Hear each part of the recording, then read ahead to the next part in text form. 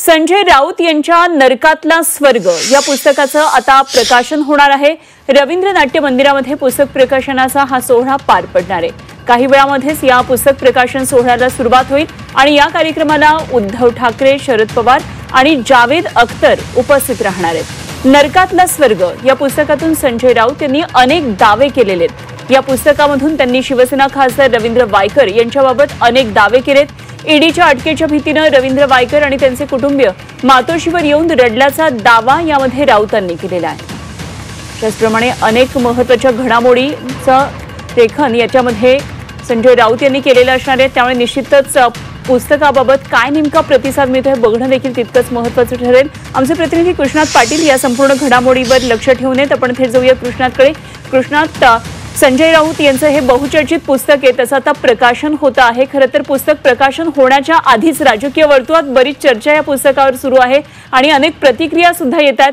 काय नेमकं या संदर्भात आता पुस्तक प्रकाशन झाल्यानंतर काही वादळ वगैरे येण्याची शक्यता आहे का? अनुपमा, पुस्तक प्रकाशनाच्या अगोदरच या पुस्तकातले अनेक महत्त्वाचे मुद्दे हे समोर आलेले आहेत।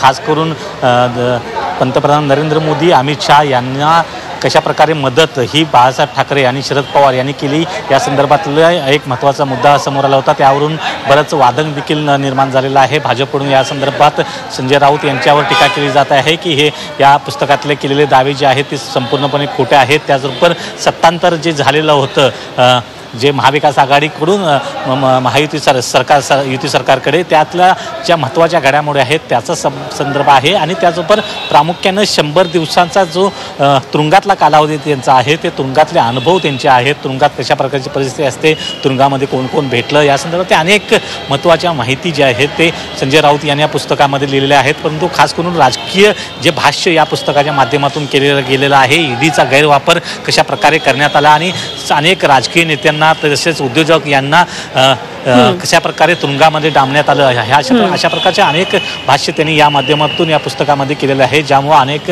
वादंग निर्माण होऊ शकतात अशी एक शक्यता निर्माण झालेली आहे। जरी आज पुस्तक प्रकाशन होत असलं तरी त्याच्या अगोदरच अनेक भाग यातले माध्यमाच्या माध्यमातून समोर आलेले आहेत।